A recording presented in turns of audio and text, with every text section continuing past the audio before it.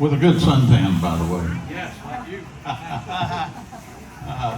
Anyhow, he, as a young boy, did a lot of whatever it is they do on the water up there. Yep, commercial fishing. And when things went haywire up there, he said, hey, let me join the Navy. Spent the next 20 years in the Navy, retired as a chief bosun's mate. That in and of itself is noteworthy. Since that time, Tony has fished, well, at Mayport when he retired, and he's fished offshore here all the way down into the Keys, has a love affair with bonefish through the Bahamas, the Keys, all around down there. Then up here, he started to develop TBS jigs. You'll see them on the market in most all of your better tackle shops, and they're good ones, by the way. And Tony has won many fishing tournaments, specifically redfish tournaments and that type of stuff. But without giving him the big head, I just want to introduce Tony Bozzella. All right.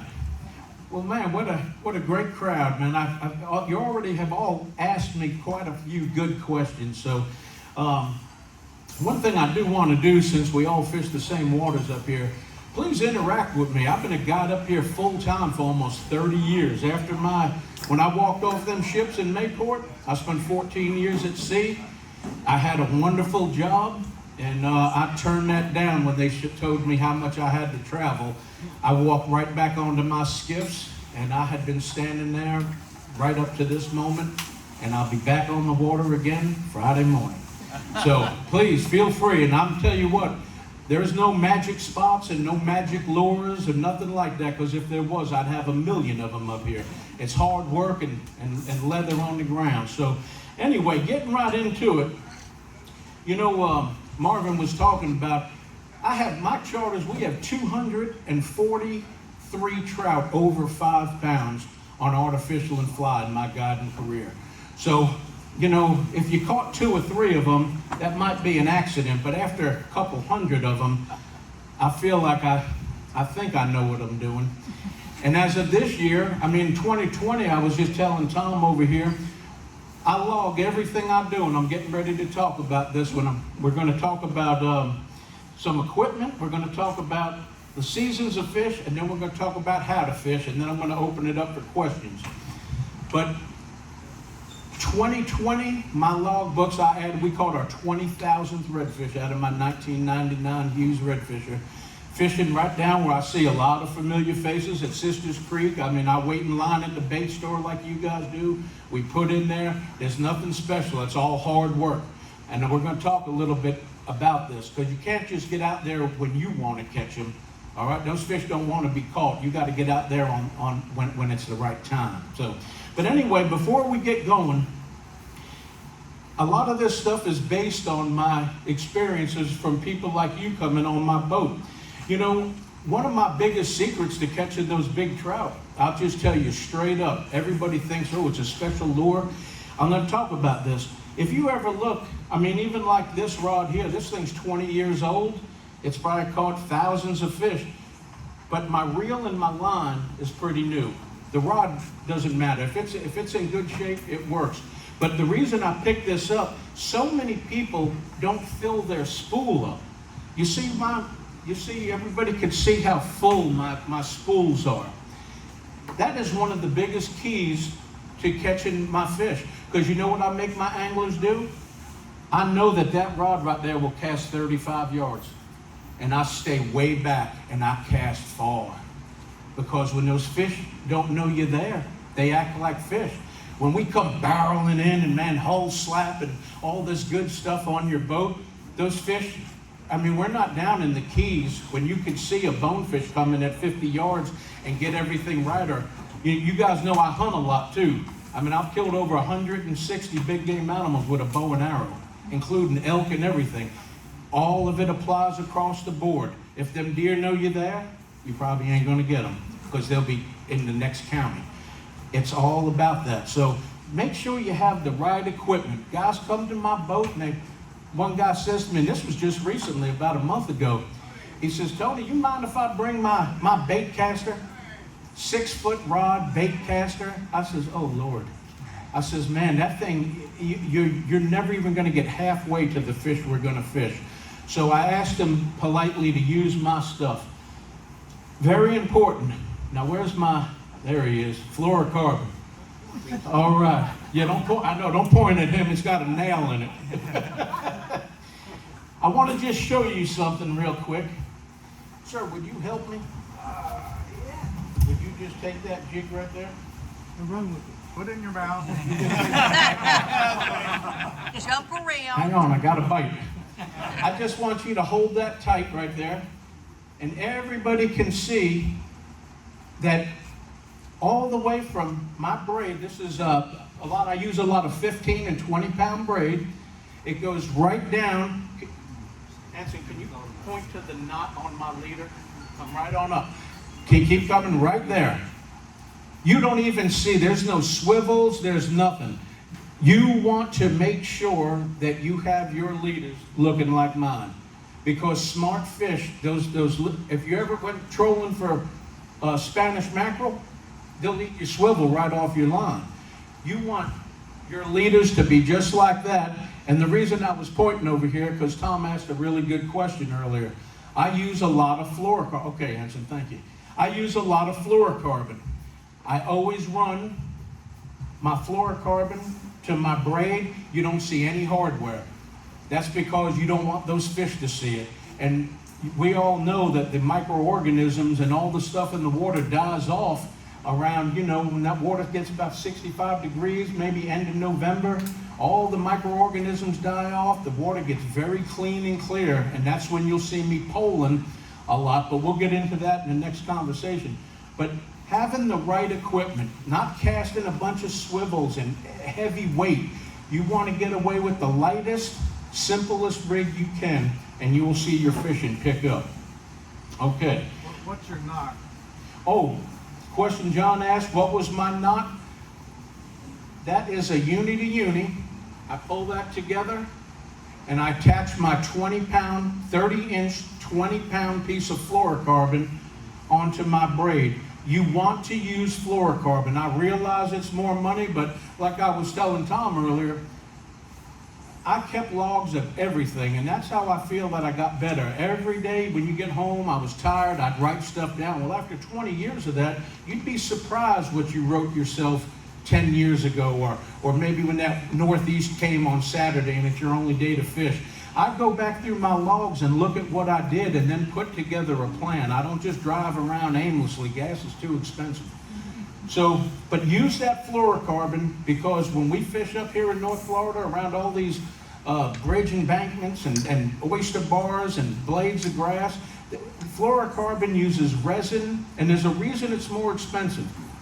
Monofilament is meant to cast. Fluorocarbon is it's abrasion resistant, and it uses resins that doesn't refract light, so it becomes hard to see underwater.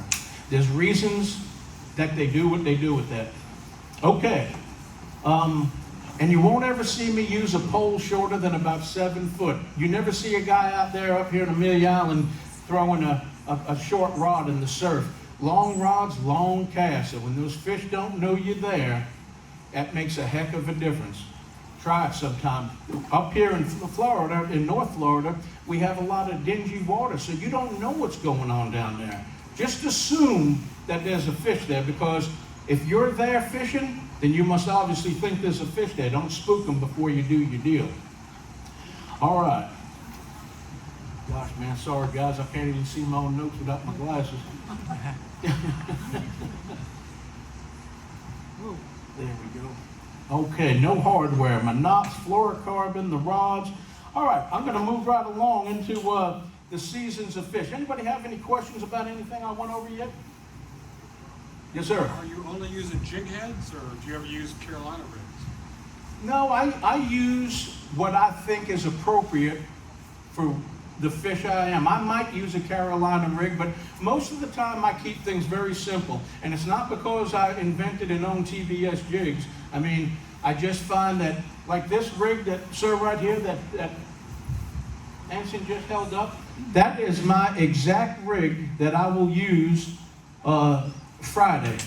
I'll put a piece of shrimp on that, and I will go in and fish that low tide. I think it's going to be around 8 o'clock on Friday morning, and I'll get out there and fish that last of that outgoing and that first of that incoming for those ribs. But I use just that and bait most of the time in the winter, but I'm going to get into that a little bit more. Any other questions on gear or anything? Okay. The seasons of fish. This is an important one. I have heard, and I call them captains out. I heard a guy on the dock one day.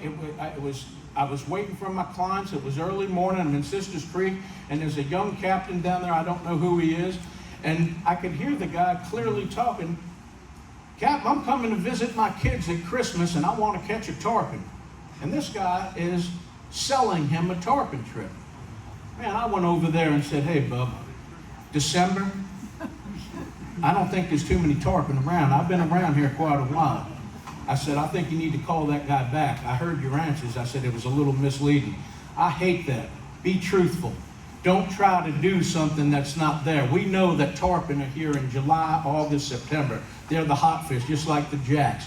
Well, let's tell that guy to come back when the fish are here. And the reason I told you that story is because I have made my living telling the truth. I know it's hard to believe as a fisherman and a bosun mate, but anyway, I really did do that. But what I try to do, guys, and here is how I'm going to take you through my calendar year. And if you ever go to my website, TonyBozzella.com, I put on there what's really happening, because what we're going to be doing. And I mean, guys, I've caught marlin out here. I ran 31 contender for years out of the conch house. I fished all over the world. You got to go when the fish are there. So let's start out this month right here, August. To me, if I had to give up a month, I'd give this month up. It's hot. The fish they just don't act. I mean, if you're not out there at the right tide, at the right time. Now, this is my Charter Friday. It's Ken Helms. He's been with me a lot of years. It's his birthday. I told him, I said, you know, we really got to be pretty tight on how we do business, because August is not a good time. To me, the water's 87 degrees. It's murked up. The bait's got the water just all dirty. It's really tough. So I get out at the crack of dawn and fish the first few hours on that tide. And what we're going to do is we're going to look for tailing and backing ribs. And the reason I say it like that is because most of your schools this time of year in the hot weather, unlike the winter time, where you might see a school of 100 fish on them flats back where I fish, you're not going to see that now. So you get an opportunity to throw at a fish. I really need to make it good, because we're only going to get a couple shots. And I tell people that. We're not going to go out there and load the boat. And it's August. I said, man, I'm hoping we could come in with 2 or 3 good ones, and I'm kind of pat myself on the back, just because I know how it is. Now, we start moving into September. Now things start to get pretty good. September. Do we have any fly fishermen in here? Okay, good, because you never do as good with fly fishing as you do with a spinning rod. But if you're interested in that, or just fishing the grass, we start getting heavy flood tides. You start getting options in fishing. Man, as that water rises up, if you look at, does anybody ever see those little numbers by the tide books I know you have. Next to you, when you look at the tides, there's always a little number. Okay, I'm starting to see some people shake their heads. That little number to me is more important than all of it. Because if it has a negative next to it, that means, like if it says negative 0.09, then you know it's going to be 9 inches below mean low water. So you better have your wading shoes on, because most people are going to get stuck on a tide like that. 9 inches, my boat floats in 5 inches. So now we're going to probably have a good redfish day. Now the exact opposite. If you pick a tide, and the reason I'm bringing this up, because September, we get a lot of these fall tides where grass floods and you can do different things. But if you get a +9, all right, and that's on a you know, already say a full or new moon, I mean, you're not even going to have a low tide. So that would be a day that if you called me and said, hey, I want to fish this day, I'd say, well, that's really not a good day to go. We'll probably catch a few fish and I'll probably do a little magic in there, but I work harder on days like that when I see numbers like that. Because just going back to what I talked about, folks, if I get a -9 and I get out there in my little skinny fly, you might have heard me talk about it on the Florida Sportsman radio show. I run that boat in the winter a lot because my Hughes is a 10 to 12 inch draft boat. I don't care what they say. I've slept out in Hannah Mills as a young captain more times than I care to. Now I got good. I bought a skinnier boat. If anybody can make one boat that does it all, they'd be a billionaire. But I run 2 boats. My real skinny redfish boat in the wintertime, and then my Hughes is my all-around boat. So, but anyway, after September, got tails in the grass. Now what happens at the end of September and October with the bait? Can anybody tell me? I heard someone say mullet run. There we go. When all that bait starts to leave, all these redfish in the river, all these big trout, there's not a lot for them to eat. They all pile back up there in them shallows, and that's when I come in, because that's my favorite. Especially as I get older, man, I'm not having to balance and run down that boat. I get on that platform, I've got my pole, I'm good. I tell everybody now, I said, man, them days of me jumping off that platform and baiting your hook, that was over about 10 years ago. I just tell you that.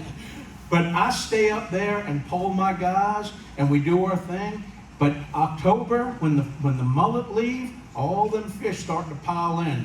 I'm booking a lot of I'm booked out all the way to about December now, because all my people that have fished with me before, they know that we're going to have a good day, because I take them to do what they want to do when it's the right time to do it. Now, I was telling one of the gentlemen over here earlier, my log books, this is an exact number. This isn't me feeding you guys a line. This is a real deal. From November of last year to the end of February, we caught 1,120 reds out of my little skiff.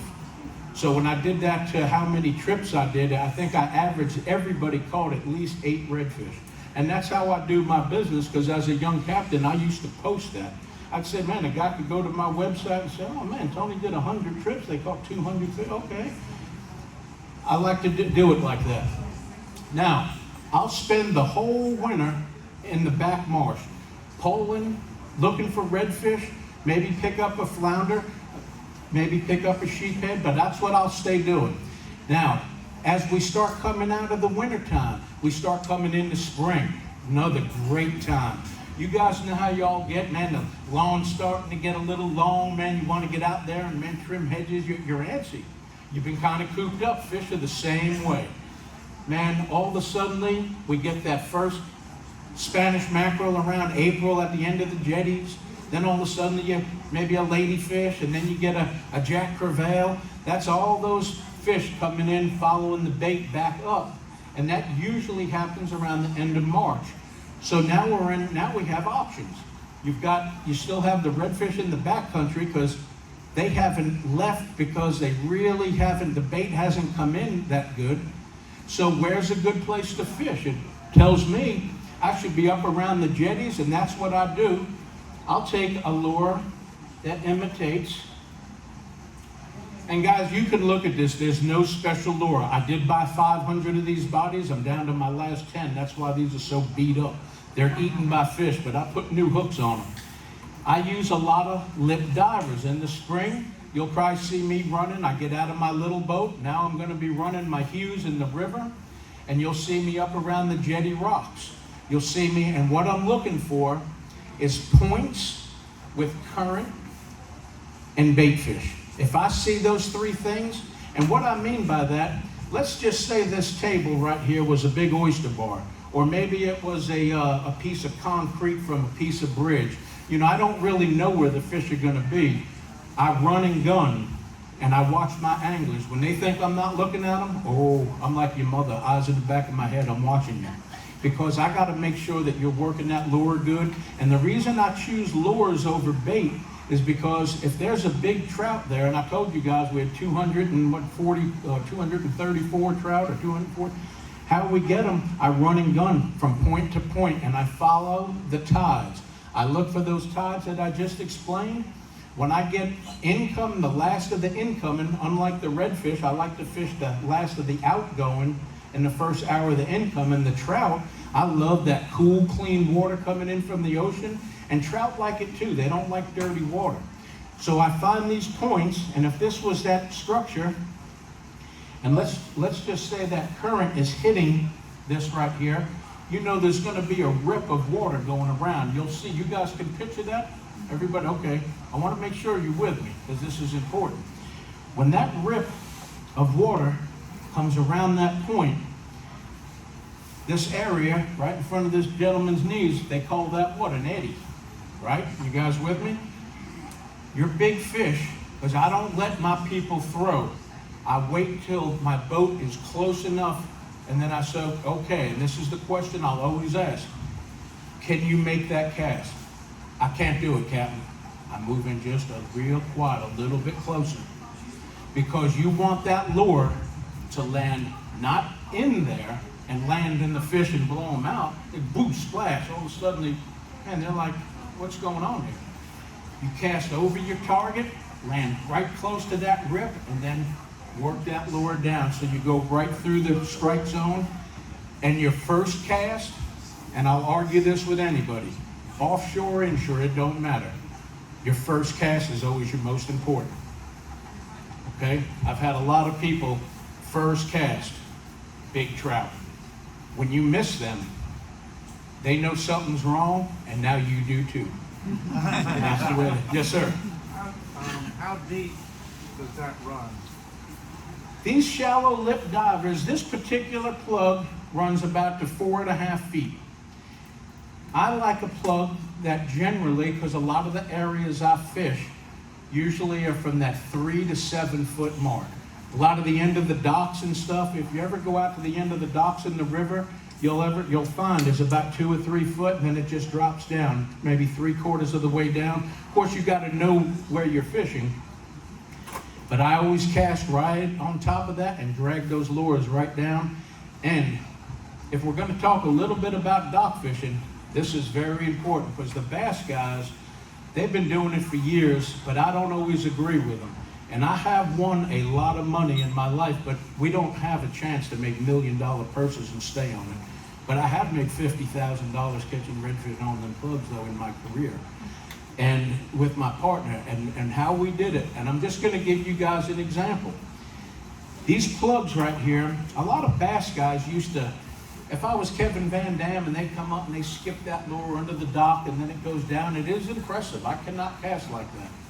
But this is the one thing I don't preach to people, because after we caught all those trout and redfish and other species of fish, I always find that they are facing, you know, the river has quite a bit of current in it. Those fish are facing into the current. They want to see what's coming. So when you skip a lure up from their tail to their head, it goes what I started talking about in the first part of this seminar. You probably can't see under that, in that dirty water, and you probably have spooked that fish. So what I like to do, let's just say this is the dock coming out. All right, let's just say the current is flowing this way, okay? I will bring my boat right about over to where this wall is. Of course, that would be about 35 or 40 feet. And if this is the current and it's coming this way, I know there's fish lined up like me looking right at you. I will try to throw my lure right over here by John, and when my line gets about 2 foot in front of that dock, where I can time it to work where that lure stays within 2 or 3 feet in front of that dock on my first cast, you will be surprised by the monster fish that come out of there. And if you have a dock that you know there's fish there, do exactly what I said. It took me a lot of years to learn this, a lot of trial and error. And I know what some of you are thinking, and I'm going to bring this up. When you hook a big fish like that, well, it's not that, it's not that easy to get them in.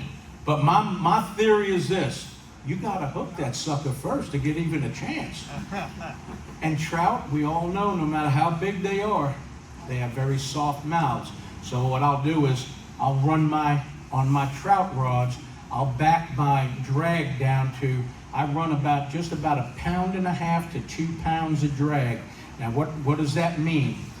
Most of the time, drag should be set at about 20 to 25% of the line's breaking strength. So if you got, 10-pound test, you do 2.5 pounds.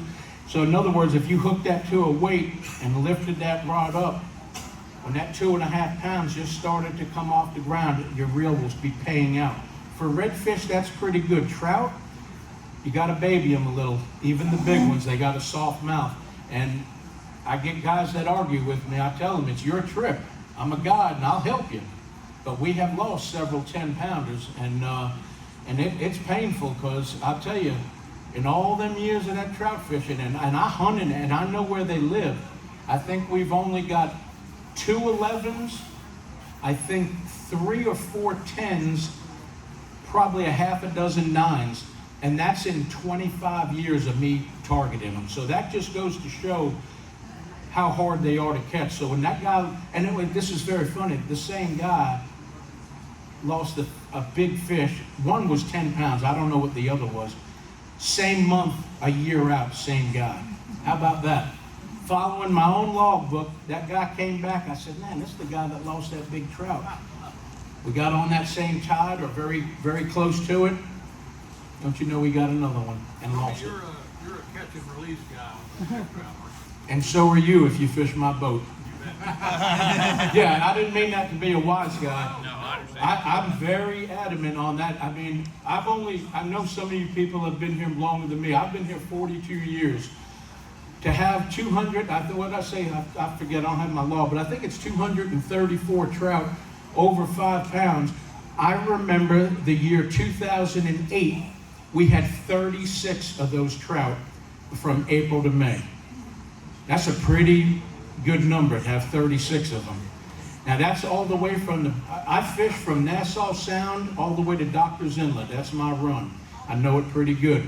2012 was the best year I ever had in my life. We had 46 trout over 5 pounds. 46. I'm back there just dancing. I mean, but you know what? It has steadily declined since that.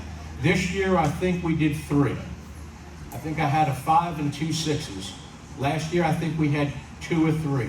So not very many. And if you guys hear when we do the Florida Sportsman Radio Show, I talk a lot about this on there.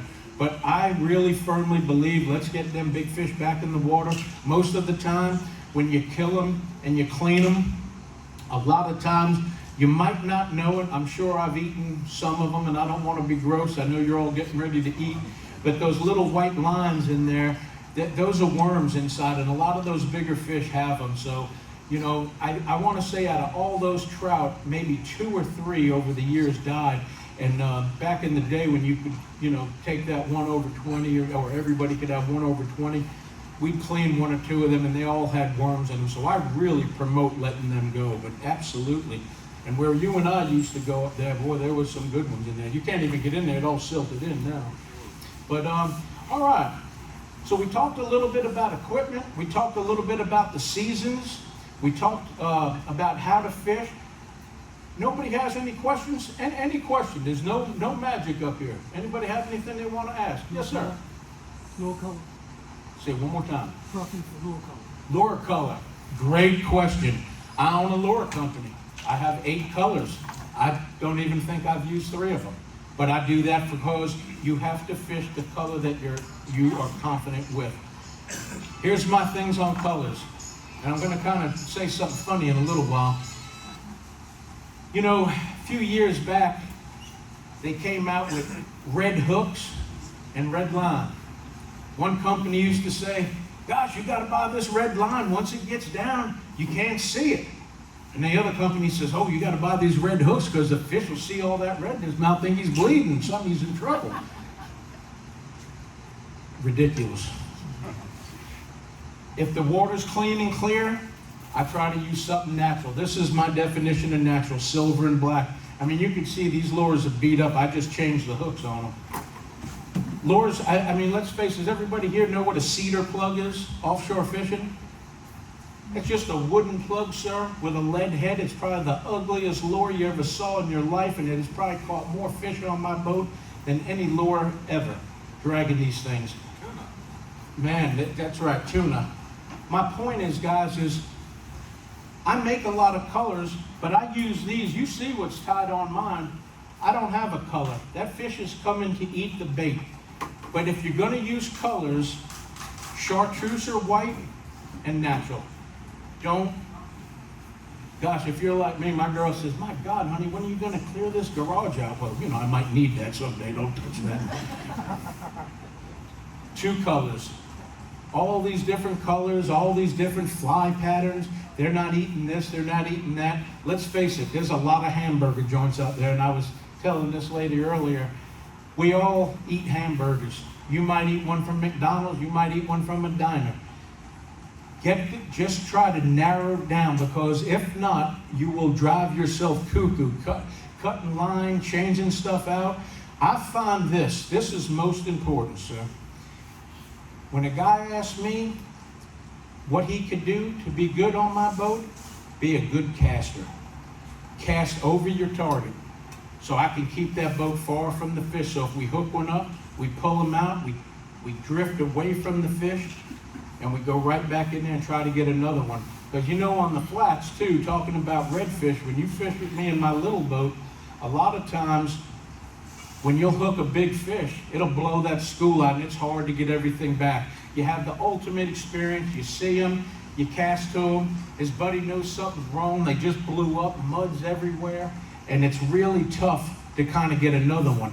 Now, if you're in a deeper hole, or the deeper you go, I feel you could make a little more noise. It opens up the door a little bit to not having to be so stealthy.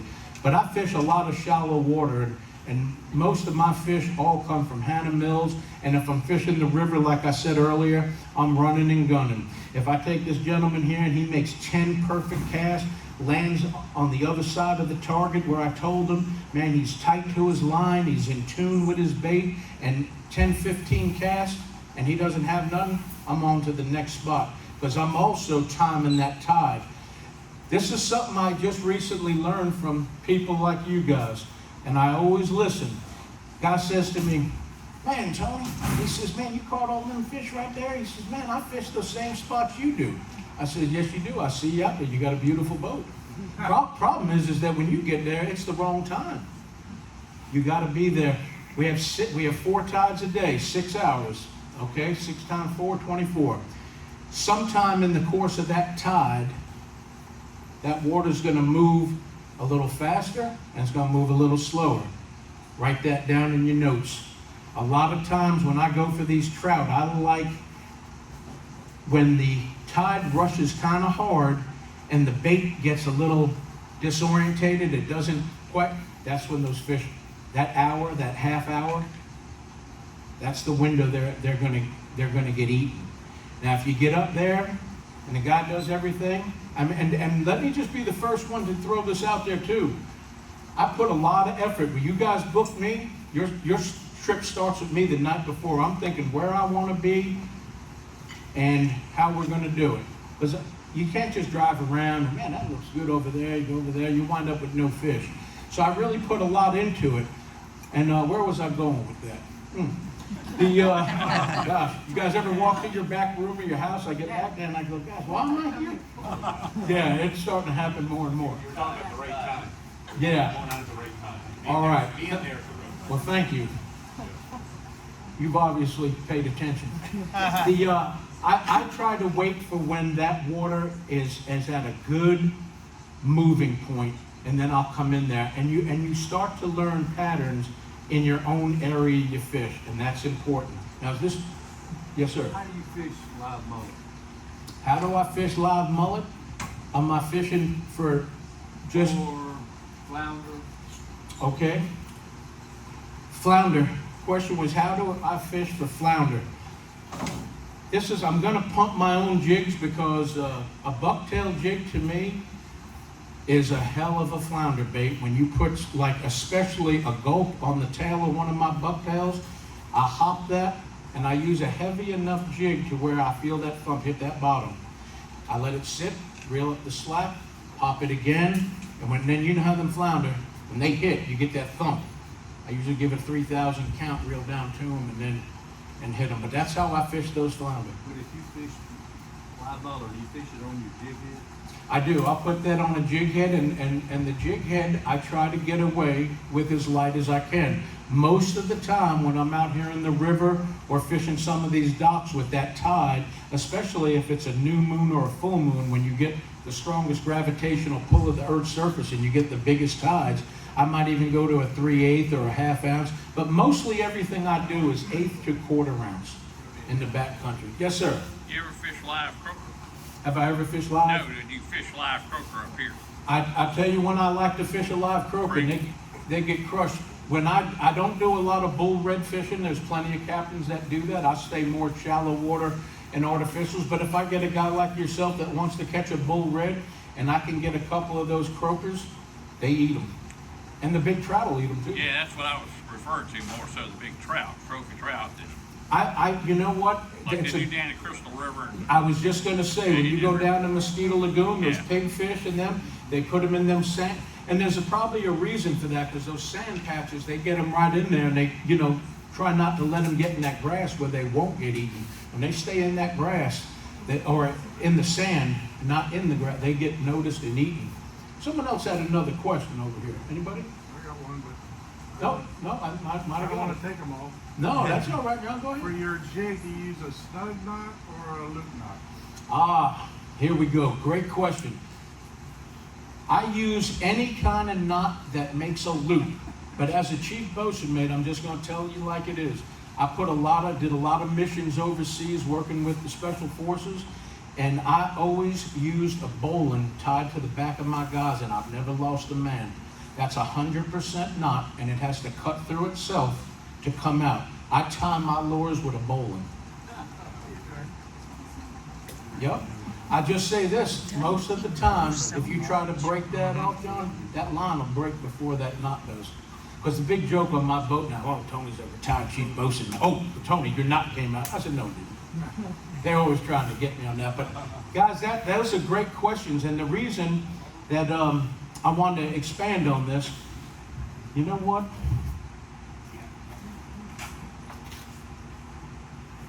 Hang on a second. Can you guys hear me for a second without this? Yes. All right. I have a loop knot tied right now. I mean, this is a brand new leader. This is the rod that's going on my Friday charter. No matter what I do, no matter how I turn this, I'm getting total consistency. I will not embarrass anybody, but how many people here use the improved clinch knot? 7 times around, back run it through. Okay, see quite a bit of hands. All right, I want to just tell you something. An improved clinch knot, it clinches to the eye of the lure. So what happens, if a fish hits that lure, that knot might get moved on that eye, and that lure, being so light, only 1/4 or 3/8 of an ounce, which is not a lot, it'll pull through the water different. Now, how many times, and I know if you're lying, and there's a test on this question, how many times have you been up there with your wife or your buddy or whatever, and one of you guys is catching fish and one of you isn't? It happens often. It's happened to me many times. I see a lot of guys laughing. Well, it is kind of funny. And I say to myself one time, I said, man, why are you catching all these fish? And then sometimes as I became more of a professional angler, I started noticing these little things. One guy might have an improved clinch knot, and a fish hit his lure and missed it and moved that knot. Now his lure is coming through the water different. But when you tie it with a loop knot, that lure or that bait has got to do exactly what it's supposed to do. It's not going to hinder it in any way. And that is a big deal, because when I talk about magic lures, it's kind of like that cedar plug we talked about. Lures, it's the signature it gives off. They're only really good looking with big eyes and sparkling and a fancy price tag for the people selling it. The fish really don't care. It's how does that come through the water? And if you ever look at a bait fish, folks, come through the water, man, he's not doing all this. Man, he's tight. You ever see them? It almost looks like they're not even moving their tail. They're tight. I remember Rapala came out with a shad wrap. They don't make it anymore. It was a little wooden lure and it had the tiniest little bill, and a lot of people made fun of it. They said, God, look at this lure. Ooh, man, I wore out some fish. That thing would cast really far, like a bullet, and as soon as it hit the water, you just start cranking, it was tight. And man, that signature, and I don't know, the Rapala they stopped making it, but it was a heck of a lure. And great questions, by the way. What about you, Weatherman? You got anything? Are you? All right. Hit me up with some more questions. You guys asking some good ones. You think fish are feeding at night this time of year? Absolutely. I don't run night trips anymore because I'm a little nervous. I mean, eyesight, you know how stuff is. Yeah, I know. Yeah. I used to, his question was, do you think their fish are feeding more at night? Absolutely. In my younger days, July and August, I would book a lot of trips right around that 6, 7 o'clock to that 9 or 10 o'clock. And man, I'll tell you what, we had some incredible bites. It got so good at night a few years back that I'd even tell my charter sometimes if I had some young guys on there, buff guys drinking beer, you know, all blown up and all this, and ready to catch that big fish, I'd tell them, take a swim. I said, I feel that confident. And when that sun got to a certain place, you hear Rick Rouse talking about on the radio over at the wall over there. I mean, I'll tell you right where it was right by that Dames Point, those rocks over there. That sun would get, and I said, okay, guys, let's start throwing. We'd limit out in an hour. We'd have redfish, limits of trout, everything. And then when it was over, I said, okay, if you guys want to go swimming or have a beer, because we're probably only going to catch 1 or 2 more fish. And I saw it because my log books, every time we had those tides, I'd go do that trip, and it turned out the same way. Did that for years. But I'll tell you something else, if you guys ever do that, I mean, we don't have a lot of kids in here. I can tell you, running at night, be careful. I had a gentleman on my boat who came down, Nat Saltonstall. He was 85 years old, great guy, used to come fishing with me. We had some incredible times. And he wanted to catch a trout, and he came down, and one day, it was a big a telephone pole from here to the door, big, waterlogged. I marked it the day before, and I said, man, because he'd come down from Maine and booked me for 3 or 4 days. And I said, man, I don't want to kill anybody, because I said, but this is hard to see, and you know, and when things are just under the water, a lot of times, even if you have radar, guys, it doesn't matter. Nothing's better than this. And man, I told Nat, I said, Nat, remember that log? I said, let's swing way out of our way. I went a half mile out of the way, and damn if I didn't hit that thing. Man, that scared me pretty good. So I learned a lesson from that, and I kind of really slowed down. I said, man, if I didn't see that the day before and I was running the way I normally did, I might have hurt that man or killed myself. So no fish is worth that to me. Any other questions? Yes, sir. Flounder. What's your best advice on flounder? Fish market. No, we're coming into a great flounder time. I've noticed last year and this year, it seemed like it calmed down quite a bit, but usually end of September, October, November is a good time to go. And what I like to do, I have had a couple decent days this year, and this was my experience.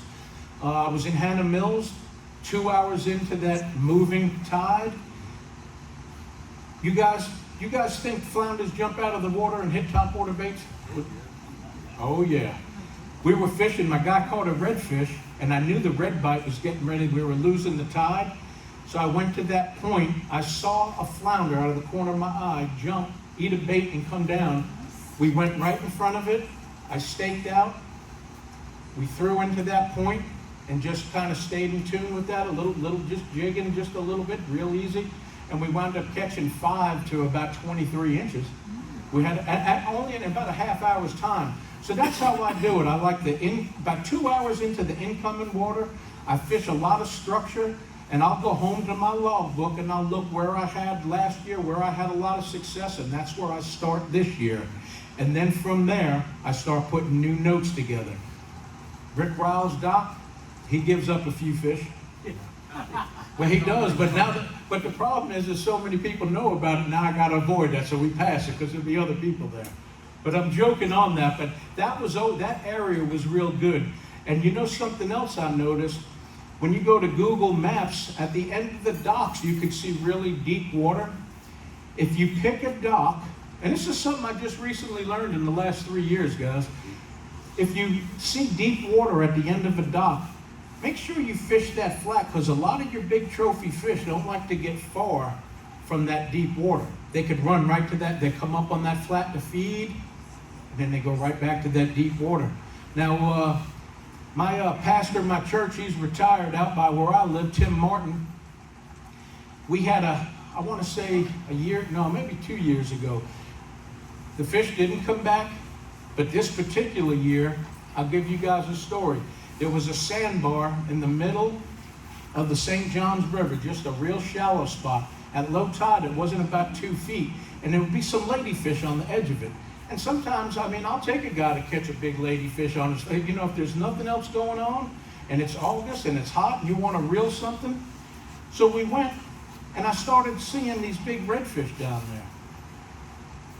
Chunked up a redfish, caught a couple of them. They're all 30, 35 inches, nice fish. I said, oh man, nobody knows this school is here. This is great.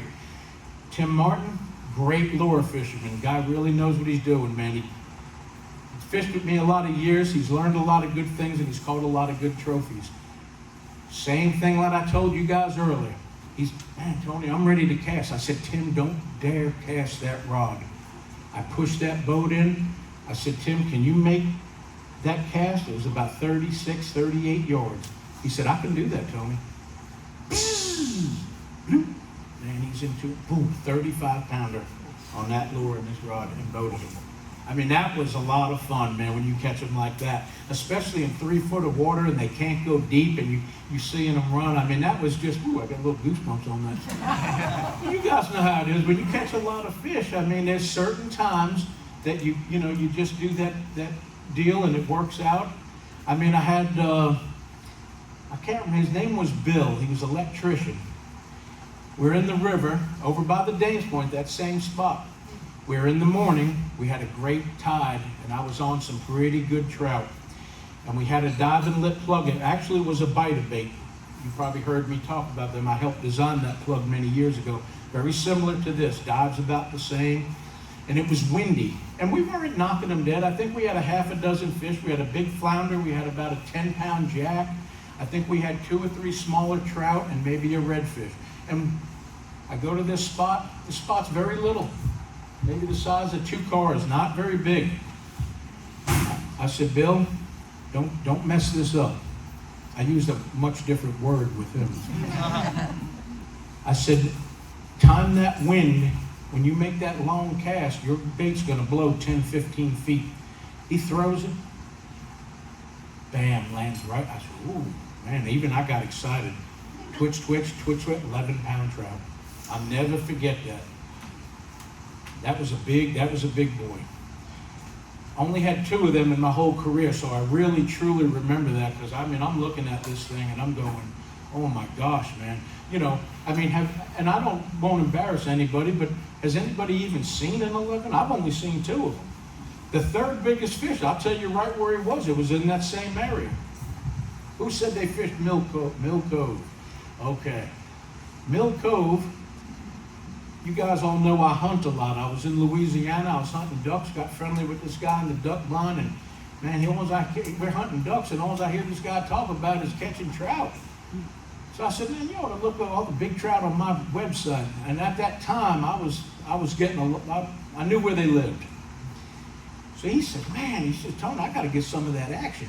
So we get out, and of course, the day he gets here, it's blowing northeast, it's pretty rugged. He came all the way from Louisiana. I said, let's do the best we can. I'll have you in the areas where they're at, and we'll do the best we can. He throws in, and he catches 17, 18-inch redfish. All right, not very impressive. He's got a fish. He's reeling the fish in. And the water was a little choppy from that northeast wind. And we're only in about 2 foot of water in Mill Cove. And I see this wake coming. I said, man, that's a big wake in 2 foot of water. I said, man, that's either got to be a really big red or maybe a tarpon or a shark. There's a ton of bull sharks in Mill Cove. Don't think they're not.